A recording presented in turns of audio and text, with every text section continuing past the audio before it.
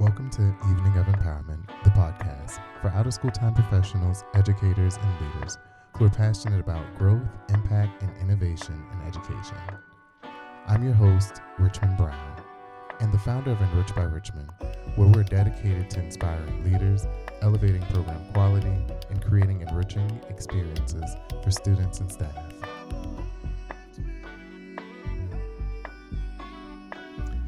This episode is extra special because it was recorded live in Palm Springs, the beautiful Palm Springs, at the 2026 Boost Conference Podcast Lounge. Boost continues to create incredible opportunities for connection, innovation, and collaborations across youth development and expanded learning. And I'm honored to bring this conversation directly to you from the heart of the conference experience. Today's live episode is titled Collaboration for the Solution. I'm honored to have Kat Hayes from Scoot Education, Senior School Partnership Specialist, join me on this episode. Together, we dive into a powerful conversation of the power of partnership, innovating staff solutions, and what it takes to truly support after-school programs and young people we serve through educational partners like Scoot Education. So whether you're a program leader, educator, district partner, or youth development professional, aka our after-school professionals, this conversation is packed with insight you can take back to your teams and communities. So sit back, tune in, and enjoy this live recording of Evenings of Empowerment from the Boost Podcast Lounge. Thank you. Right before we get started, I do want to take a moment to acknowledge and share my personal appreciation to all the teachers out there. Happy Teacher Appreciation Week.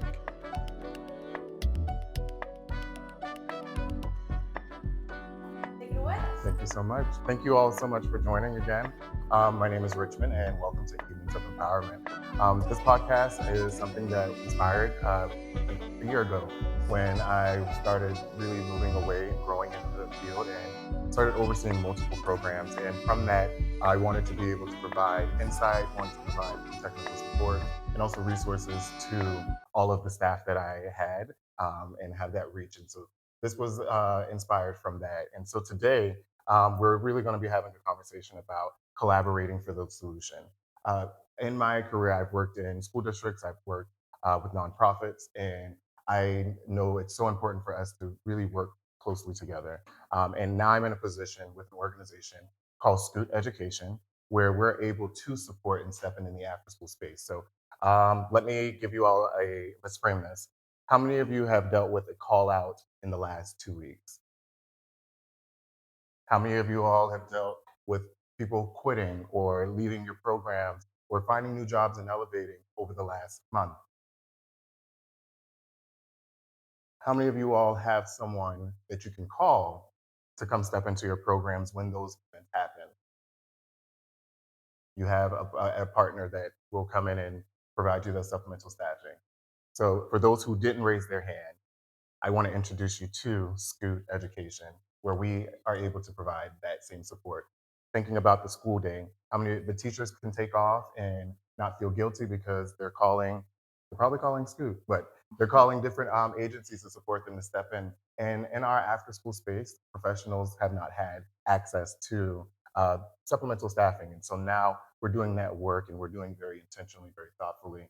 And so again, just really wanting to make you all aware that again we can collaborate together for the solutions for our students. So today I have Kat joining me. Thank you so much. Kat is our senior partnership school specialist with Scoot Education, and so we're going to really just dive into like the importance of what this looks like for us on our end. We're also wanting to get insight from you all as well at the end. So if you have any questions, we'll take some of those too at the end. So are you excited? Yeah. All right. Talk to me. Awesome. So, Kat, before we get started, can you introduce yourself to the team, our crowd, our audience, and share about what you've done? Of course. So currently I'm working with Richmond at Scoot Education. I've been there for a couple of years, and my role is to do partnerships work. So thinking about who can we be partnering with and what resources and support can we give them? My background is in the classroom. I started out as an elementary school teacher up in Oakland, and then I also taught middle school and took on some other roles within the site and district. But working in a large, high turnover district, I saw a lot of the experience with understaffing and with staffing turnover, whether that was trying to get a substitute or seeing paraprofessional turnover throughout the year and the folks that were supporting my students. And so that's a lot of what brought me to Scoot. And I'm really excited about the ways that we're thinking about all of the different places where there are staffing needs. Like substitute teachers, like Richmond said, are really important, but that's not the only place where coverage exists. And I'm really enjoying being at Boost and thinking about the importance of the other spaces that are out of school time, but very much part of the student experience. Okay, thank you so much. Could you share more about, again, why do you believe it's so important for, now that you have experienced Boost, for our partners, our educators, our sites to have educational partners like us at Scoot? I think it's really just about acknowledging and then living into that acknowledgement of the fact that like everyone deserves to have these resources. And so just thinking about how can that create more stability for ELOP and after school partners, how can that create more stability for students, and just having the ability to say, hey, when there's a problem, there is someone I can call. Maybe I have consistent problems, and so I'm talking to these people all the time. Maybe it's only now and again, but really just thinking about like how can we be a flexible resource, understanding that every situation and every need is not the same. So yeah, that's a big part of it for me. I love that. I will also share with you all, with Scoot, we've been able to provide staffing to support students with diverse needs. So the students with high needs to have one-to-one, or they're with a small group of 2-to-1, where we're able to, again, get those qualified educators, those champions, those right people to be in that space. So I'd actually, Kat, how does Scoot approach developing the relationship, cultivating those partnerships? Because we know in after school, it's very relationship oriented, but also again having that trust in that space. So, Yeah, so I'm not a unique case at Scoot. Most people have experience in schools, in classrooms, in after school spaces, working with young people in some capacity. And I think that that really informs the work that we do because we care about people and we care about relationships. And that shows up in our internal culture, but it also shows up in the way that we approach partnerships. So, it's 2026. We have technology. You need a platform, but so much of the work we do is by people, with people, for people. And I think that that's really important because it allows us to, keep the human centered work and also make sure that when any of our partners, whether it's, they're having a conversation with me about what would a partnership look like, or they're speaking later to our education consultants and the other people on our team that are actually placing folks at their schools, you're speaking to a real person and you're able to have that conversation. Like just automated customer service line or anything like that, because we really want to make sure that it feels like a partnership and it feels like a real relationship. yeah, that's so important. Again, Kat speaks to, again, the human side that we do. We have educational consultants that actually would be assigned to you. They're on the phones, like she said. They're being intentional about the placement. They're calling those educators to make sure, again, you all get people calling out probably at 12, 1 o'clock, with programs starting at 2:30. And so, again, being able to have that reliable individual come through and make sure that, again, programs don't have that gap. So could you also share with them about just our vetting process, and that what that looks like for us to ensure that we have the right educators and that quality is there, because we know the importance of quality programming and also having quality staff. Yeah. So we always say it's, sometimes you're like, I just need a warm body in a room, but we don't want to just do that. We want to actually make sure that the people are going to be a really good fit. So our vetting process is pretty thorough. We work with school districts, we work with charter schools, we work with private schools, we work with third party ELAB providers. And our standard across the board is making sure that, again, our education consultant team, and just for reference, that's folks that are working in local offices. So we're wanting to be in the communities. So a lot of times it's pulling people who have worked in educational context in that area. They train, hire, and place all of our educators. And when they're doing their vetting process, they're having an initial phone screen, they're having a full on interview. They're calling references, including supervisory references, to make sure that all of that checks out. We're doing all of the compliance pieces that I'm sure y'all familiar with state and federal background checks and things like that. And then we also invest in some initial training. So we do things like, mandated reporter and safety training, but also about, cultivating relationships and building positive culture, because I think it's so important to equip all of our educators to make them feel like they're going to go in and be successful in that space. And then we also have feedback loops with our educators where the education consultants are talking to our partners, being like, hey, these people were on your campus today. How did they do? Do you have any feedback for them? And then actually picking up the phone and calling people and being like, hey, here's something that someone said you did really well today. I want to work with you on this thing so that you're even stronger next time. And so I think that like ongoing relationship, as well as making sure, there's a bar to clear initially, but also we're investing in. I love that. And we know, just as after school professionals, it's so important for us to continue to invest in our people. I've always said, as I continue to grow and do the work, I want to continue to pour into the people that are pouring into the people that are pouring into the people that are pouring into our little people, because it's so important for us to show up well and also be cared for in that space as we care for students every day. So I'd like, this is not a question I had on the list, but like to share, what's been one of your favorite partnerships or a partnership that has stood out to you over this past year that you've gained? Hmm. I have a few. I want to give a shout out because I know there's some folks, not necessarily in the room, but representing for sure at the conference. Our partnership with ARC Experience throughout Southern California has been a really big one this year, where we've been able to, start out with, hey, we have needs at 3 sites. Can you just cover those 3 immediate needs? And then they were like, okay, well, actually, can we add 2 more sites? And we're like, sure, let us know the sites. We have a quick turnaround. I think from the initial request to the first Scoot educator booked was like maybe a 48-hour window. It was pretty quick, but we want to be able to have that super quick turnaround, and to really just see that partnership grow and move to new regions has been really awesome.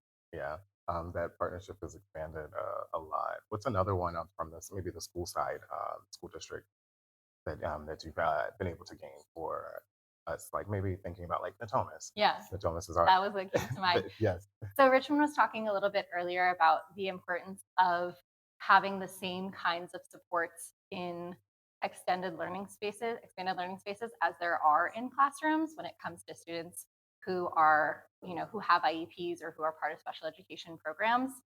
Because when we talk about inclusion, that inclusion shouldn't just be limited to the school day. So this is a partnership with Natomas Unified, which is up in the Sacramento area. And we've been working with their team specifically to place, not a high volume of educators at each site, but just those 1 or 2 specialized people who are working 1-to-1 or 1-to-2. And that's been really beautiful to see our after school team and our special education team, which has historically done more during the school day, come together to make sure that we're bringing both of those levels of expertise to the space.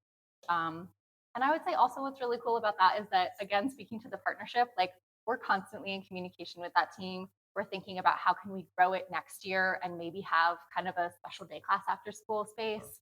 So really just thinking about, we want to not just be providing staffing, but also be a thought partner when it comes to thinking more systemically about solutions. I take a moment to pause and extend some questions to you all that may be coming up, or any thoughts that may be coming up that you'd like to share out in this space.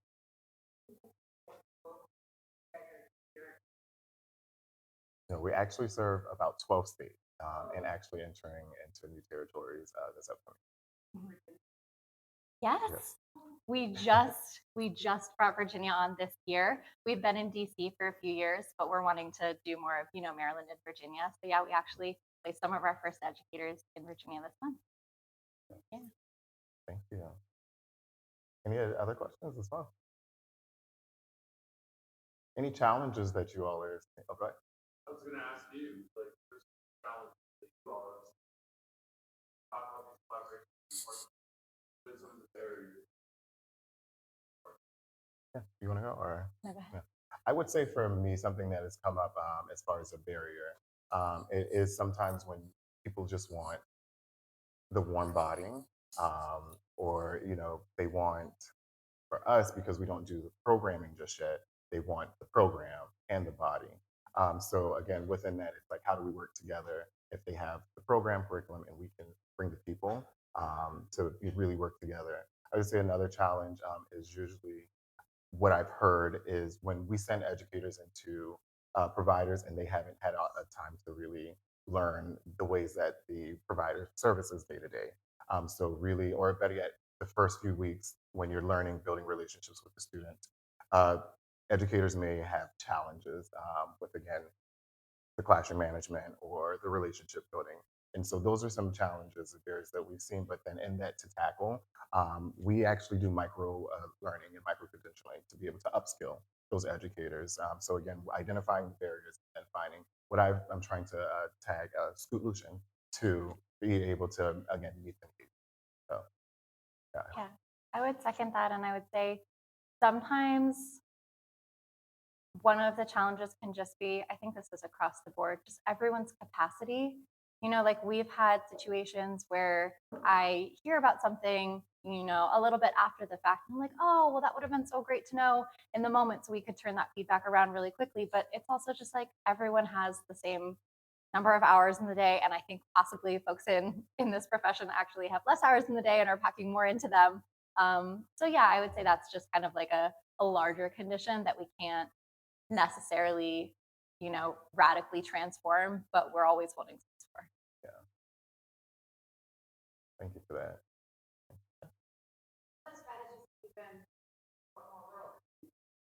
Yeah. One thing I would say for rural communities is more or less them reaching out to see what the needs are.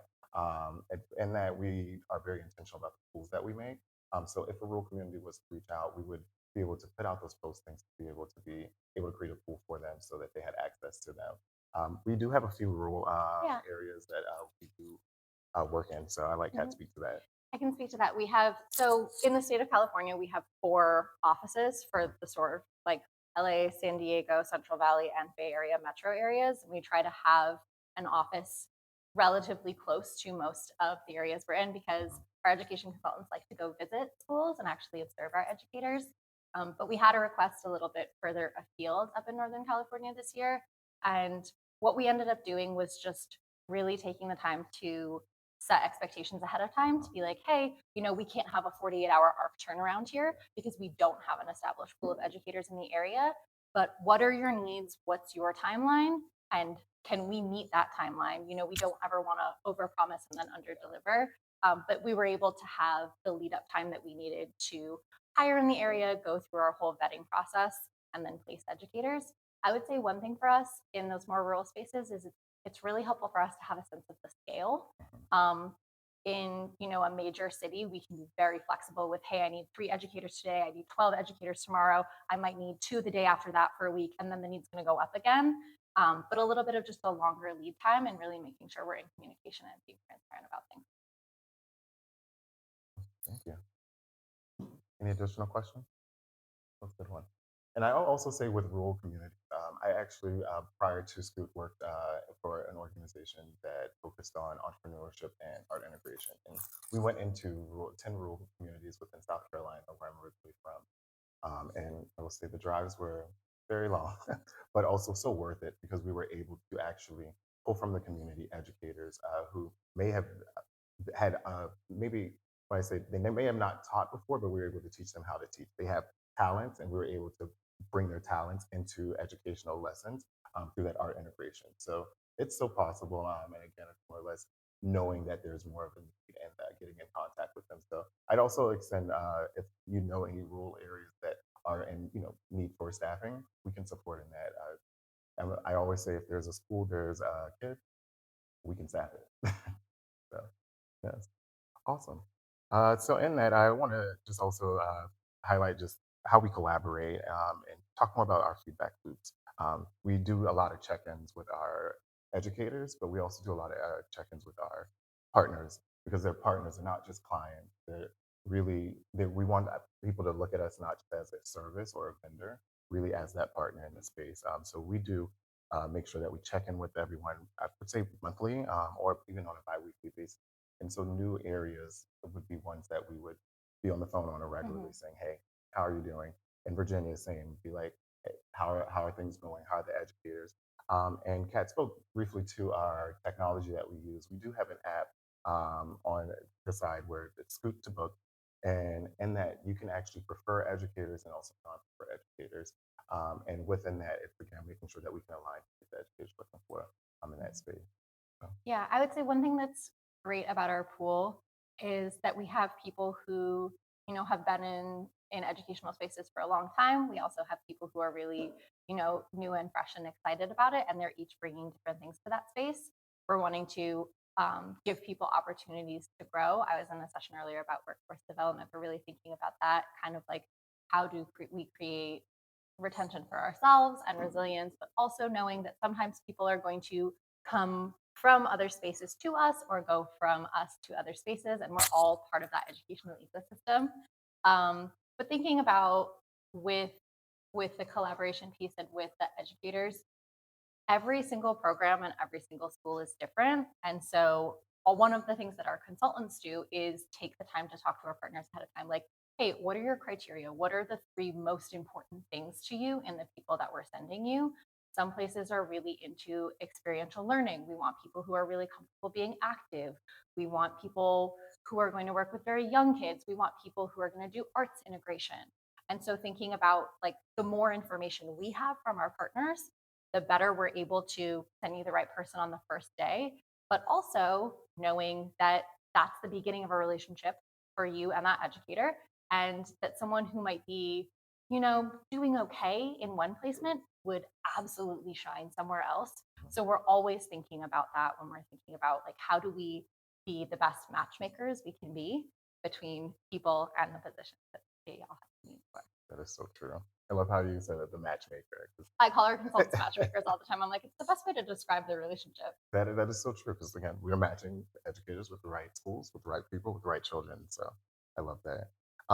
I have will say when it comes down to just collaboration, and I would ask you all, what are some challenges that you may have seen in your spaces when collaborating with partners? And for those who actually have, backup partners, like what are some challenges you have seen in that space? Would love to open up the dialogue and get a conversation going. I feel like I saw for that question some raised hands on this side of the room. Good.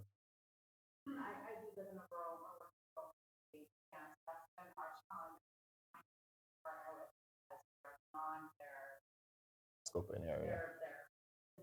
Mhm.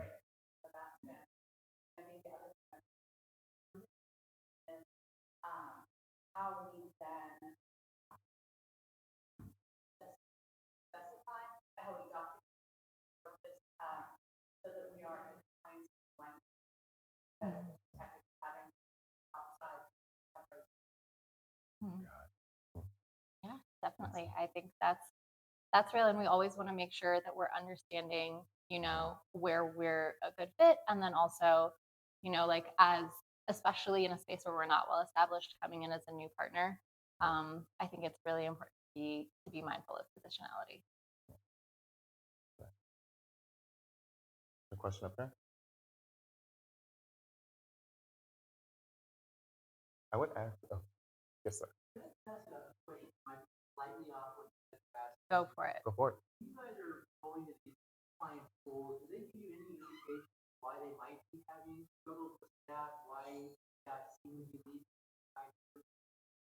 So I can speak to conversations that I've had. I speak to people across the nation as far as like staffing concerns and the things that they're coming up.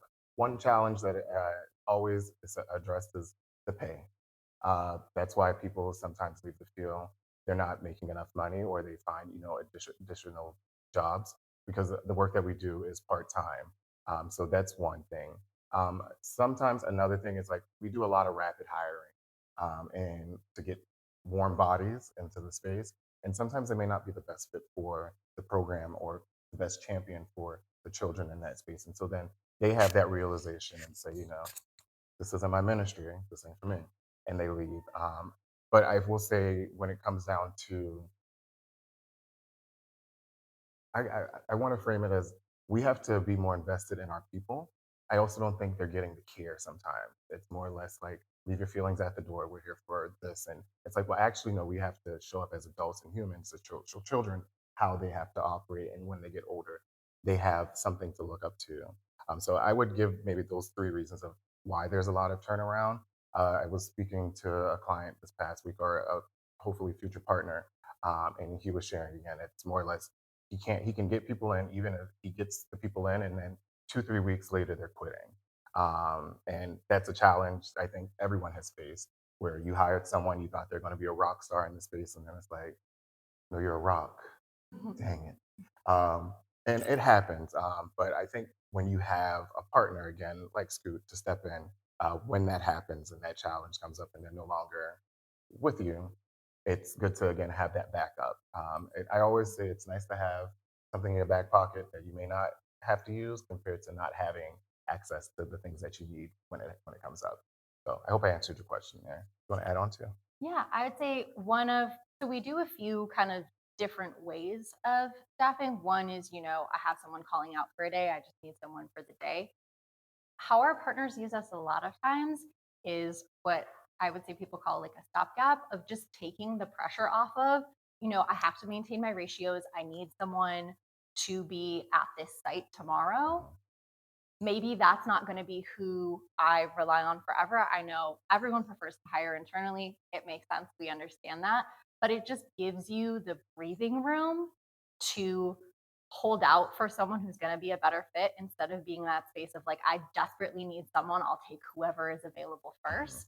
And so I think what in the short term, right, you're outsourcing some of your staffing, but I think in the long term, it can contribute to more stability and less turnover because you're taking the time to be more intentional about your own hiring as well. Yeah, there's no question. I love this conversation. I'm like, let's keep this going. Hmm.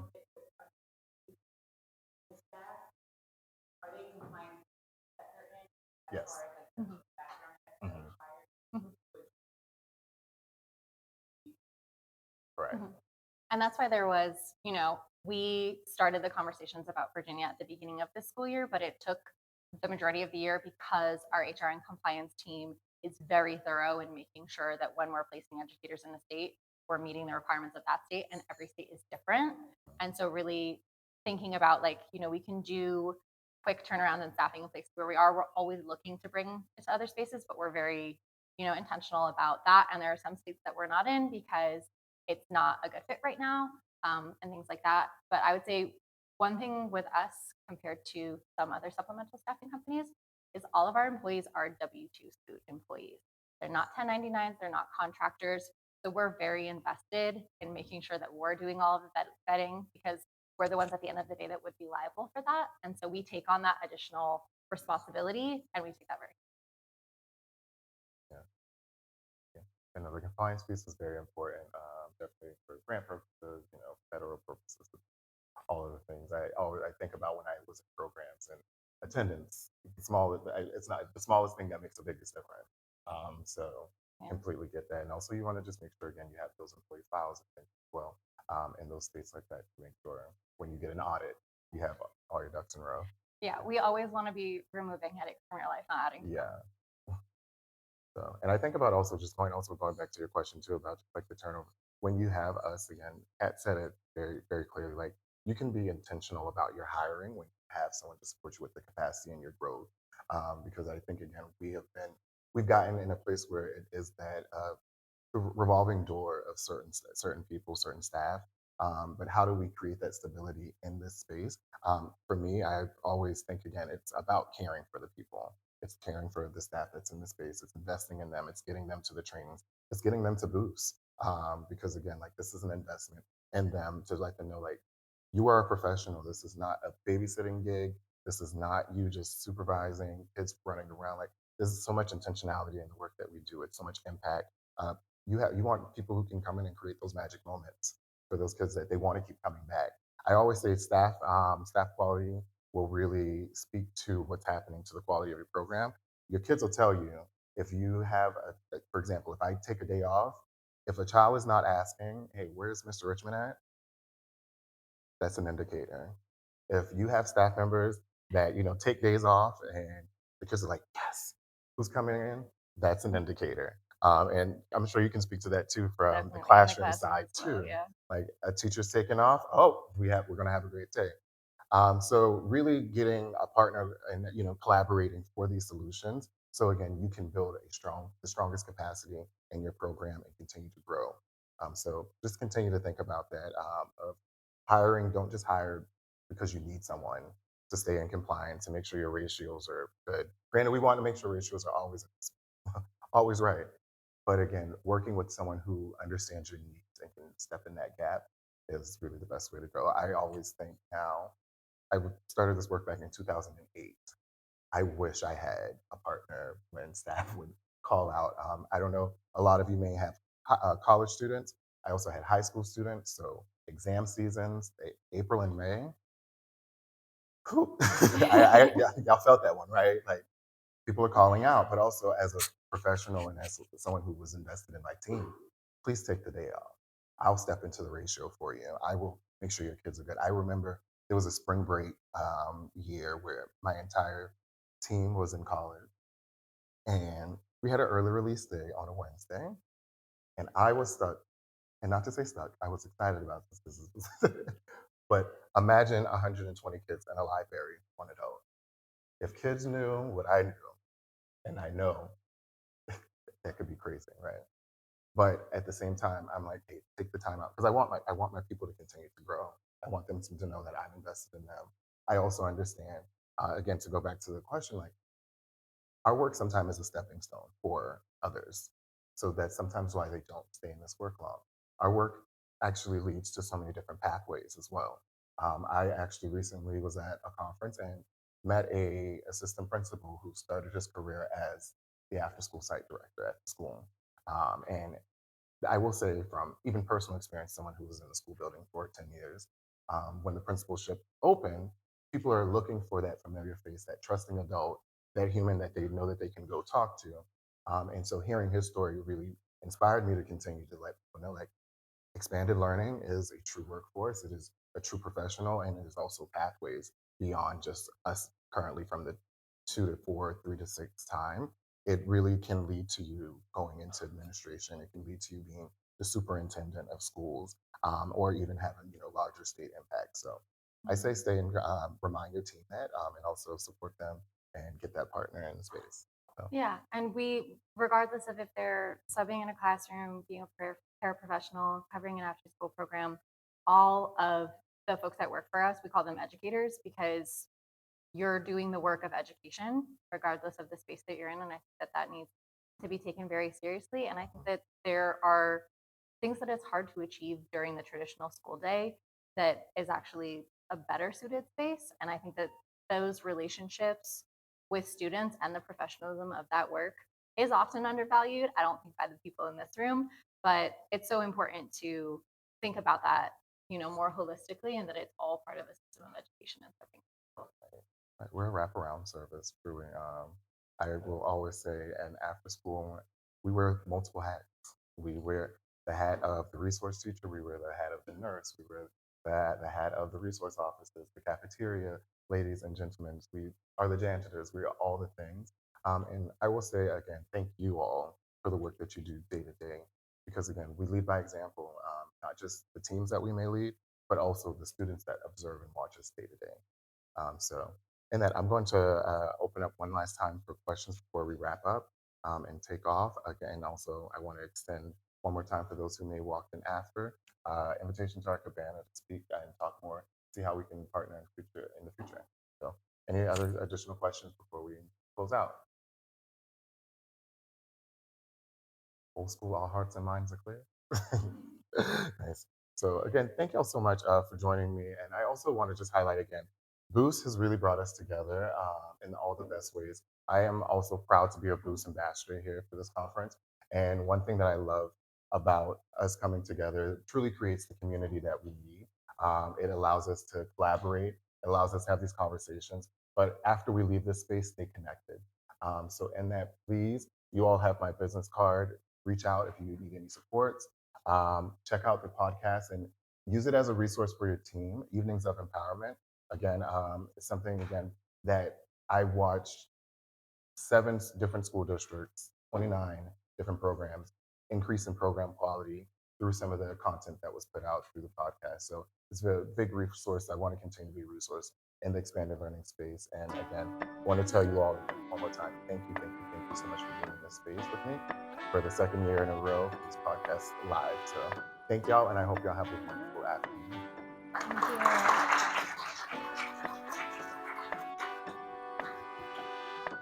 you. Before you all go, can we all get a quick picture together? Awesome. Thank you so much.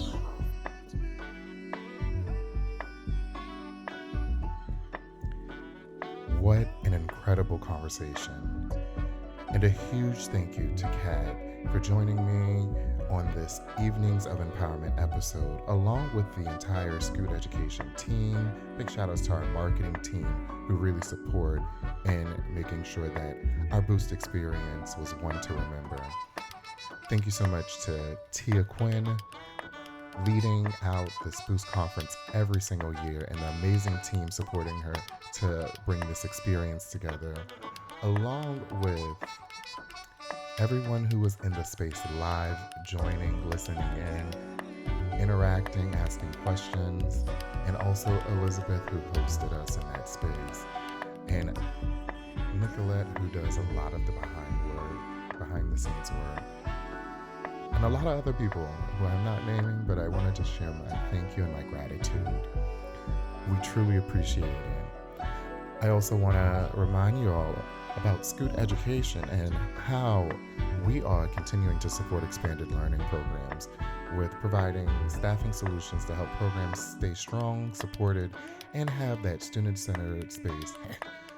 Let's be real, we all know, and you heard the question at the beginning, in after school people call out, coverage is always needed, programs need people, and not just warm body, but quality people.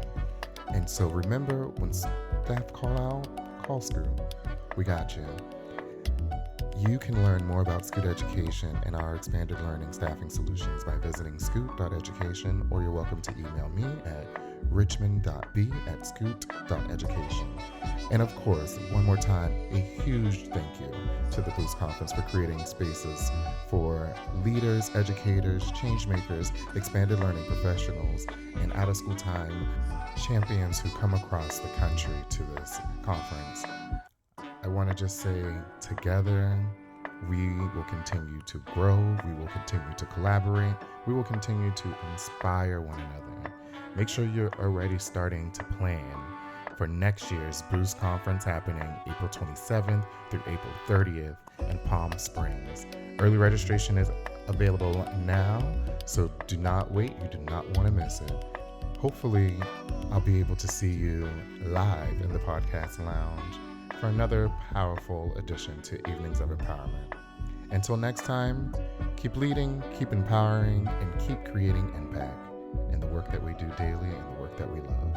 Continue to be champions for students and continue to be champions for each other in this work, because we know community is so much better. Remember, community over competition. Until next time, have a wonderful evening.